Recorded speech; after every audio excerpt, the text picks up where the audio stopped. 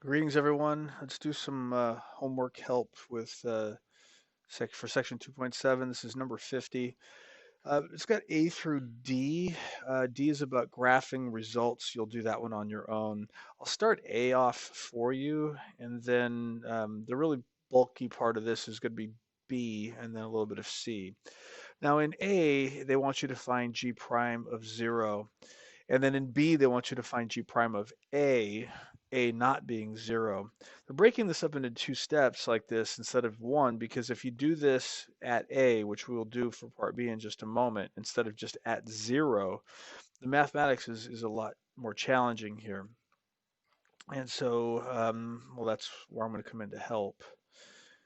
But if you do this just at 0 like this, I'm almost done helping you with it. So you're going to have, well, 0 plus h is just h, right? So it's going to be h to the 2/3 minus 0 over h. And then you can simplify that and then take the limit. It shouldn't be that hard to finish. But for part B, when we're doing this g prime of a, again, a not equal to 0, the algebra here it seems to be a little bit intractable for students sometimes. So let's try to work this out. Of course, it looks like this. And so we're going to have A plus H quantity, well, nope, not squared, to the 2/3 minus A to the 2/3 over H. And so now we have to figure out the algebra to work with this. And the algebra for this is something we haven't done directly together. But I leave this problem in here so that hopefully someone will ask me about it and we'll definitely talk about it.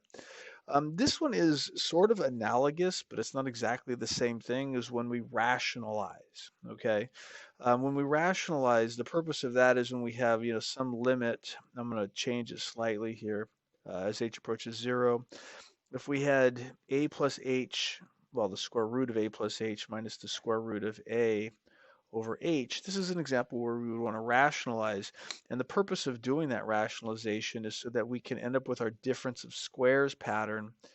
And that difference of squares pattern means we're going to end up squaring the two square root expressions in the numerator and end up with our difference of squares. That's going to allow us to start canceling. We'll cancel the a's out of there and be able to finish the problem. We need something like that over here, but we're not going to be able to do that with a square root, okay?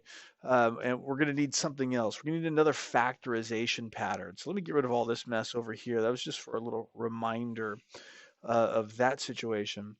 And in that situation, what we ended up using was the difference of squares being, a plus b times a minus b, and that allowed us to, look a little more deeply into the pattern here, and we end up with something like this. A minus b is the square root of a plus the square root of b. Whoops, didn't mean to get rid of that. Times the square root of a minus the square root of b. And then again, we're squaring root a to get a, squaring root b to get b, and we end up with that difference of squares pattern that we can then utilize. Okay, so what's the analogous thing over here? Instead of dealing with a square root like we have here, we have a cube root. That's the issue. This 2 in the numerator is less of an influence about how we're going to approach this. It does affect what we have to do, but it doesn't dictate what we have to do. It's the cube root that dictates what we have to do. So in the, we have a different, square roots in our expression, this is why we rationalize. Now we have cube roots, so we're going to have to do something similar to that. We have to be able to get a difference or sum of cubes out of this. We're actually going to want a difference of cubes um, to come out of this. But let's take a look. Let's say we had a cubed minus b cubed. And if you remember from an earlier class, you're supposed to factor that or know how to factor that. If you don't remember, it looks like this. It's the cube root of each term and their difference. So it's going to be a minus b is the first factor. And then it's the square of a, and then the opposite sign of what we had over here. And then it's the product of a and b, or product of their opposite if you associate the negative with b, and then it's b squared over here like this. And that's how that factors. And similar factorization for the cube, I'm sorry, the sum of two cubes. We just change these two signs right here. So it'd be a plus b, a squared minus ab plus b squared. But we don't need that one for what we're doing right now, just to illustrate that that is another factorization that you're supposed to know.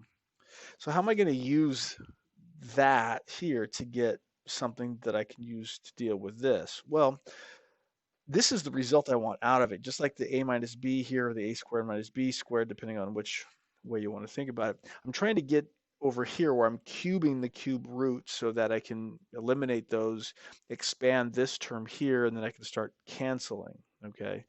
So this is the result here. So I have to look at these two factors here as the two factors that I have. One of these is the expression I have over here. The other one is the multiplier that I need to multiply by in order to get this. Obviously, I only have two terms over here. So this a minus b here is what we're using to represent this expression in the numerator of our limit. We need to multiply by some factor that looks like this. So when I multiply together, I end up cubing this term and cubing this term in order to get rid of the cube roots. Now, let's take this down a level, if you will. If I take, instead of a cubed minus b cubed, and think about factoring a minus b as a difference of two cubes, what would I get?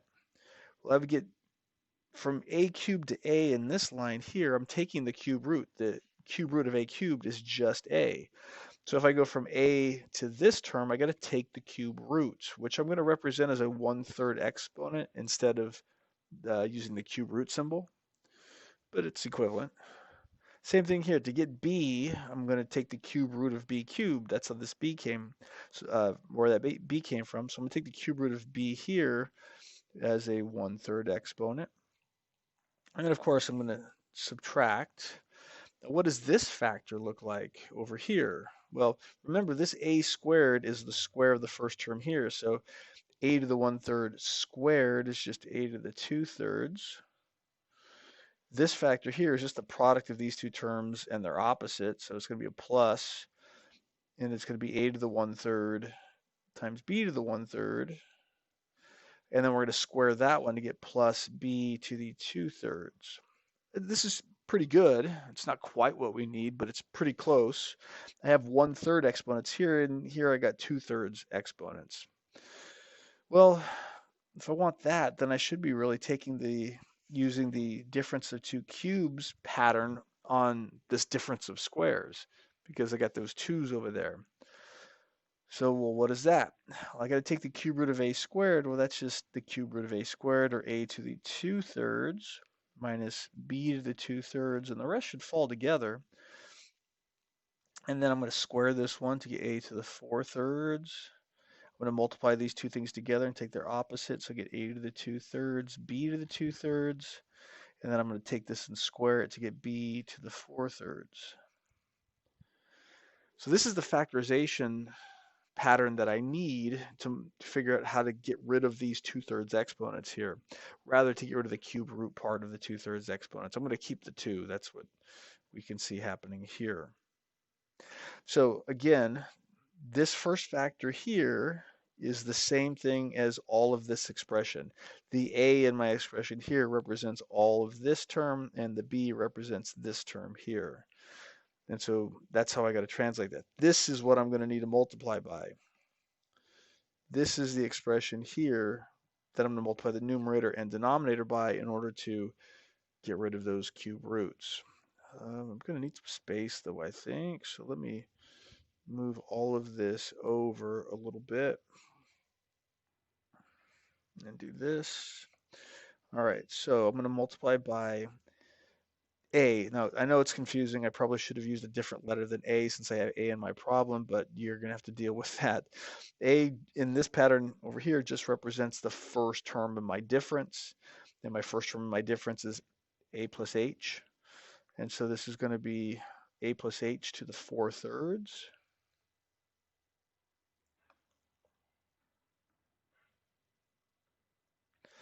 And then my next one is going to be the first term, a plus h to the 2/3, times the second term, a to the 2/3,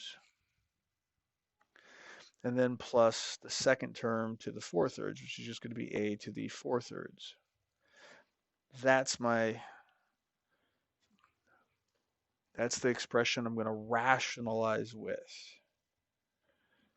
And we're going to copy that down to the bottom. Now, you don't have to panic about doing a bunch of multiplication to work this out, because we already know how this product works out here. That's what all this side work was. This term times this term comes out to be this. So this times this is going to be the first term squared minus the second term squared. The denominator is going to be uglier, but we're not going to do much work with that either, because might as well just leave it in factored form. So my numerator is going to be the first term, which is a plus h squared, minus the second term squared, a squared. So that's nice. The denominator here is just being left in factored form. It's being copied down.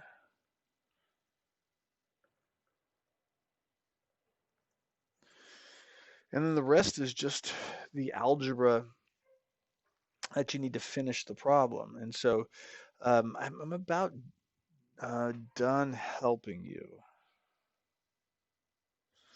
I'm just making sure that statement is true.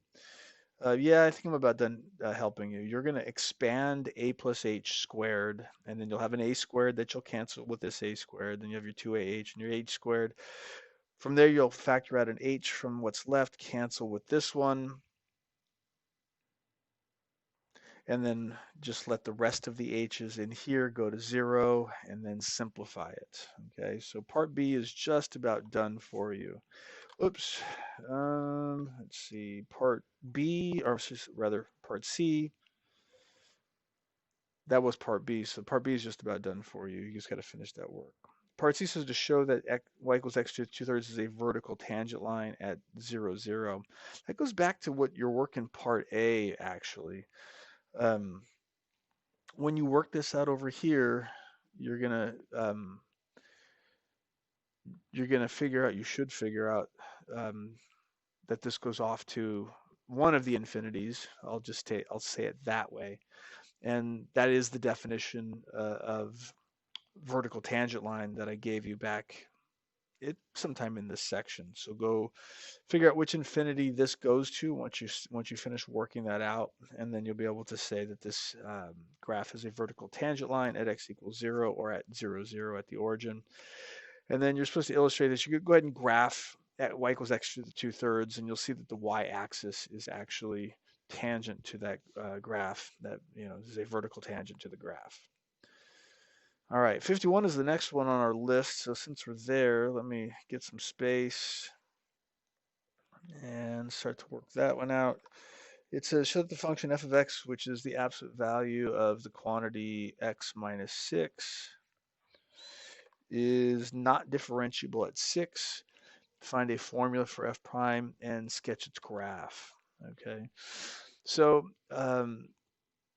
well, this graph is going to have a sharp turn at 6. So if you want to just use something simple and say the graph has a sharp turn, but you may want a little bit more than that. So let's calculate f prime of 6 and see what's going on. If we take a look at the limit as h approaches 0 of f of 6 plus h minus f of 6 over h, this may tell us something. Actually, let me leave that on the screen. Take the limit as h approaches 0. And if I plug in 6 plus h into this, I get 6 plus h minus 6, which becomes h inside the absolute value symbols. If I just plug in 6, I get 0. So this becomes the limit of the absolute value of h over h as h approaches 0. We actually looked at something similar to this in section 2. I want to say 2, but it might have been 3. I don't remember clearly off the top of my head. We actually looked at the absolute value of x minus 3 over x minus 3 as x approaches 3, but this is just a shifted version of that one.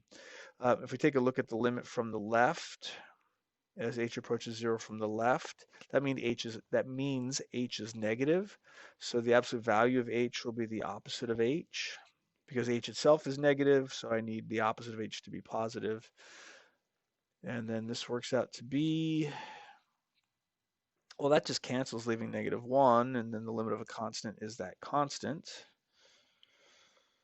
And the limit from the right, since from the right h is positive, so the absolute value of h will be just h, and so this becomes h over h, which is the limit as h approaches 0 from the right of 1. The limit of the constant is the constant, and since those limits are not the same, well, you get the rest of it, I hope.